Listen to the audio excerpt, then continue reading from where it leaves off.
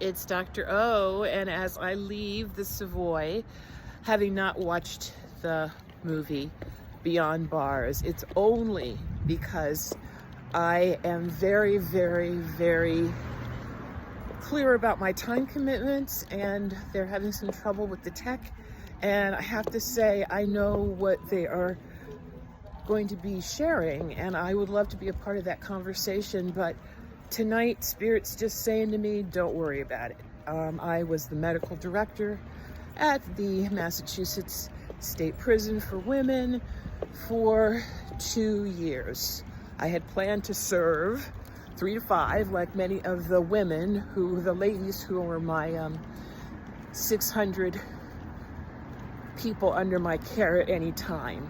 The take-home messages from this is such a broken system, it's not even funny. Let's stick to Vermont. Vermont has a little less than 100 women currently in its jail. The great former CIA probably thought he was coming here for a nice, relaxing end of career adventure, the director of corrections. That man said that we need a new prison because the other one is so bad. It's like, okay, so what's happening for the 3 to 5 years that it's taking them to build this multi-million-dollar mess for 100 women? 100 women, any 50 of them at any time wouldn't even need to be in the prison at all because of bail issues, if we just address the bail issues. So that's about the prison. But this is a bigger issue, right? We're also talking about unhoused neighbors, homelessness, and how horrible it is in Vermont.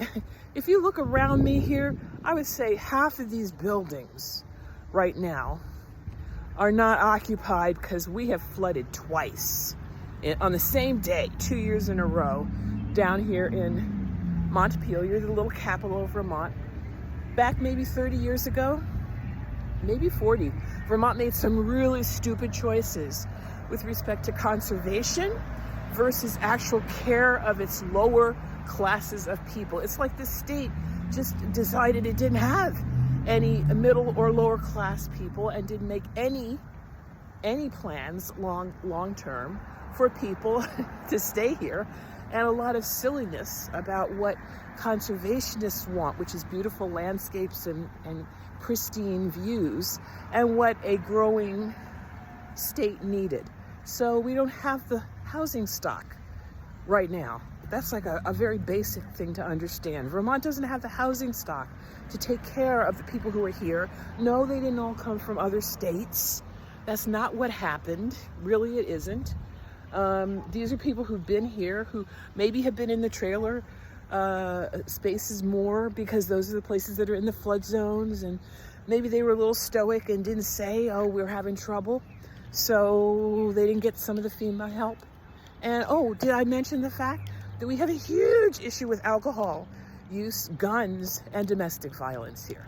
So a lot of the women in the prison system are there because they made the stupid bad choices in the men that they decided to be with. And that's true all over the country. And who are those men?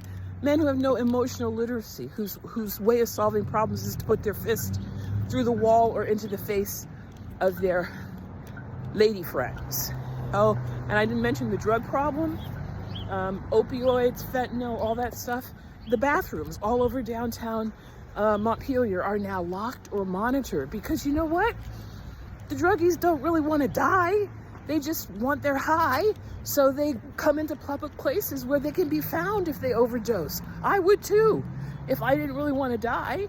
So what are we doing about that? We're making it so that people like me have nowhere to pee. So that's probably all I want to say. Just 4.5 minutes. I'm almost home.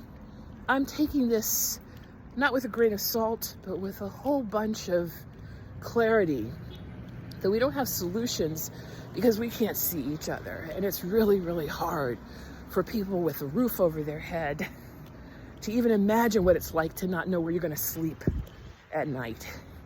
It's really hard for people who have never been in an abusive situation to understand how hard it is to leave when the day after he knocks your teeth out, he's buying you flowers and he's so sweet. And once you get into that system, it's really, really hard to understand that we treat our inmates as if they are a commodity, and the Department of Corrections is the person that we contract with in all these private prison systems. I think that's it. I hope that was a good listen for you.